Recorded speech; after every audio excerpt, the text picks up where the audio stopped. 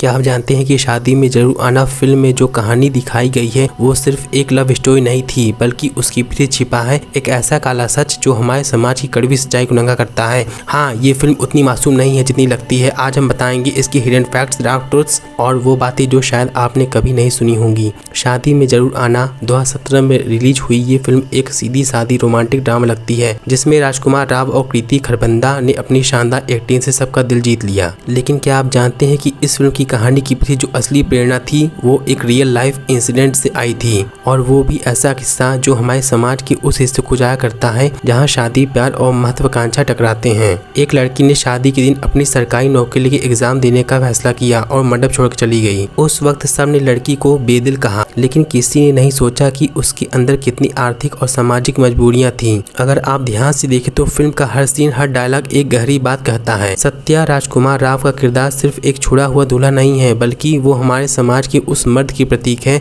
जो ईगो और बदले के बीच अपनी इंसानियत खो देता है। वहीं आरती कृति खरबंदा सिर्फ एक लड़की नहीं, बल्कि वो हर भारतीय औरत का चेहरा है जो अपने सपनों और समाज की उम्मीदों के बीच कुचली जाती है। फिल्म में IAS बनने का सपना सिर्फ एक कैरियर गोल नहीं, बल्कि फ्रीडम का प्रतीक है, आजादी समाज के दोहरे मापदंडों से। बहुत कम लोगों को पता है कि फिल्म के कुछ सीन सेंसर बोर्ड ने काट दिए थे, खासकर वो सीन जहां आरती और उसकी मां के बीच बातचीत होती है कि शादी और कैरियर में एक को चुनना पड़ेगा। उस सीन में आरती का डायलॉग था, अगर मैं शादी के बाद नौकरी करूं तो मैं चरित्रहीन कहलाऊंगी, और अगर नौकरी के लिए शादी छोड़ दूं तो बेवफा। सेंसर बोर्ड ने ये डायलॉग बहुत कंट्रोवर्शियल बताकर हटा दिया था, क्योंकि वो समाज की असल सोच पर सीधा वार करता था। राजकुमार राव ने सत्या के किरदार के लिए जबरदस्त तैयारी की थी। उन्होंने खुद बताया था कि फिल्म के दूसरे हाफ में उनका लुक बनाने के लिए उन्हें सिर्फ चाय और फल पर जीना पड़ा था, ताकि वो रिवेंज ड्राइवन इंसान के रूप में दिखें। उन्होंने अपने चेहरे की मासूमियत को मिटाने के लिए रात भर खुद से बात करने की आदत डाल ली थी, ताकि किरदार में वह अंदर का गुस्सा असली लगे।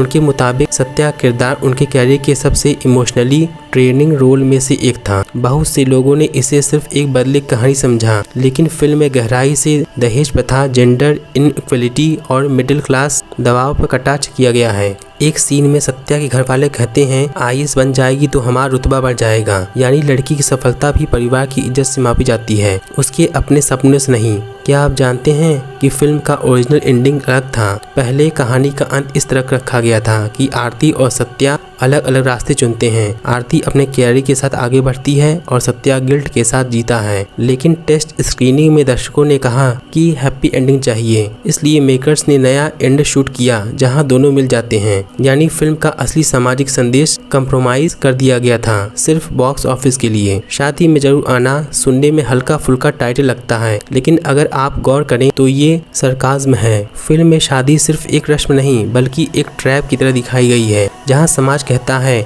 आना जरूर, लेकिन ये नहीं बताता कि वहां से निकलना कितना मुश्किल होता है। फिल्म के रिलीज के बाद कई रिपोर्ट्स आई कि कई महिलाएं जो सिविल सर्विसेज की तैयारी कर रही थी, उन्होंने कहा कि इस फिल्म ने उन्हें अपने सपनों के लिए खड़े होने की हिम्मत दी। लेकिन साथ ही कई लोगों ने ये भी कहा कि फिल्म ने मर्दों के रिवेंज माइंडसेट और ग्लोरीफाई कर दिया, यानी एक ही कहानी दो नजरिए, और यही इस फिल्म की रियल कॉम्प्लेक्सिटी है। शादी में जरूर आना की सबसे बड़ी सच्चाई ये है कि ये फिल्म रोमांस के बहाने समाज की हाइपोक्रासी को आईना दिखाती है, पर अफसोस ज्यादातर दर्शकों ने वो आईना देखा ही नहीं। उन्होंने प्यार देखा लेकिन पैट्रियार्ची नहीं, उन्होंने बदला देखा लेकिन ब्रोकन सिस्टम नहीं। तो अगली बार जब आप शादी में जरूर आना देखें तो सिर्फ सत्या और आरती की कहानी मत देखिए उस समाज को जो हर सपने कीमत शादी से तय करता है। और खुद से एक सवाल जरूर पूछिए, क्या हमारी सोच आज भी उस मंड में कैद है जहां लड़की के सपने रिश्तों के नीचे दब जाते हैं? अगर आपको इस फिल्म के हिडन ट्रुथ्स और डार्क फैक्ट्स जानकर कुछ नया महसूस हुआ